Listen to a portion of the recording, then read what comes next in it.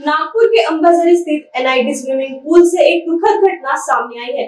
74 वर्षीय जयंत नारायण कावरे, जो अत्रे लेआउट नागपुर के निवासी थे, स्विमिंग के दौरान अचानक अस्वस्थ हो गए। स्विमिंग पूल से बाहर निकालकर उन्हें तुरंत वोकहार्ट हॉस्पिटल ले जाया गया, लेकिन डॉक्टरों ने जांच के बाद उन्हें मृत घोषित कर दिया।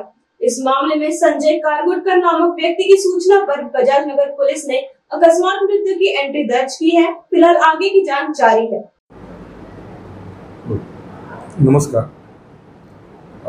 काल दिनांक 11 जुलै 2025 रोजी आम्हाला वोकहार्ट हॉस्पिटल द्वारे माहिती मिळाली की त्यांच्या इथे एक इसम नामे जयवंत कावरे, वय 74 वर्षे, हे यांना आणण्यात आलेलं होतं एनआयटी स्विमिंग पूल इथून।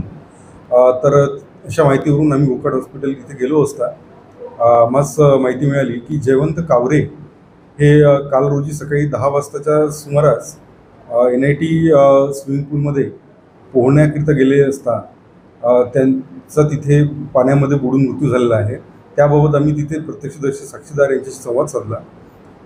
त्यांनी आम्हाला अशी माहिती दिली की यांना म्हणजे हे पोहणारे नव्हते, हे पोहणं शिकत होते, स्विमिंग शिकत होते आणि कमरेपेक्षा कमी पाणी होतं, त्यामध्ये हे स्विमिंग करत होते। परंतु त्यांचं वय होतं झालं आणि त्यांची बायपास सर्जरी सुद्धा झालेली आहे।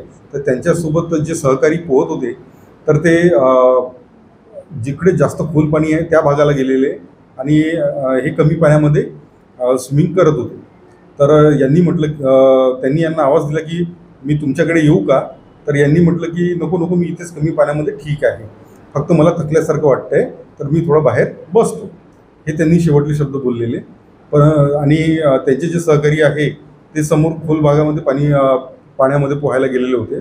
त्यांचं 2-3 मिनिटांनी लक्ष गेलं मागे, त्यांना ते दिसले नाही। मग त्यांनी कमी पाण्याकडे आले असता त्यांना ते पाण्याच्या आतमध्ये बुडालेले दिसले। त्यांनी लगेच त्यांना तिथल्या स्टाफच्या मदतीने, स्विमिंग पूलच्या स्टाफच्या मदतीने वोकहार्ट इथे आणले, परंतु वोकहार्टमध्ये डॉक्टरांनी त्यांना डेथ घोषित केली। तर यामध्ये आम्ही पोस्ट बजाजनगर येथे अकस्मात मृत्यू दाखल केलेला आहे आणि चौकशी सुरू आहे।